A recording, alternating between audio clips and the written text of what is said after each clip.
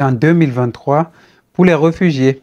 Tu veux donc savoir ce qui change en 2023 sur les lois de l'asile. Alors, j'ai envie de te dire que depuis août 2022, le SPD, le nouveau gouvernement, avait fait une proposition de loi dans laquelle les réfugiés obtiendront beaucoup de bénéfices en 2023.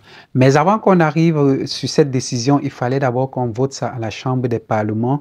Et hier, sur une discussion au Bundestag, ils ont pu envoyer ça à la chambre d'instance. La chambre d'instance, c'est toujours la chambre qui évalue les lois en Allemagne avant de les accepter. Et quand ils les acceptent, ils renvoient ça au Bundestag pour que chacun puisse lever la main et voter ces lois. Alors, si ces lois passent à la fin de cette année, ça veut dire que janvier, elles commencent à être applicables. Mais attention, parce qu'il y a toujours un piège à ça. Le SPD proposait que ceux qui sont entrés à partir du 1er janvier 2017 puissent obtenir cette chance Aufenthalt. Les gens se réjouissaient déjà sans comprendre. Aujourd'hui, j'ai parlé avec mon avocat et il m'a dit ceci.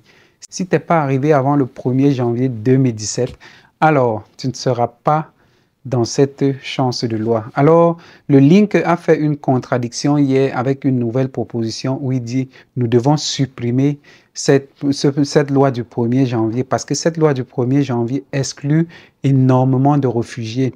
Et je pense que c'est la meilleure décision parce que si ça exclut beaucoup de réfugiés, ceux qui sont arrivés le 2 janvier peut-être ne pourront pas bénéficier. Si tu veux donc savoir ce qui va se passer bientôt, abonne-toi, like, partage à tes amis pour ne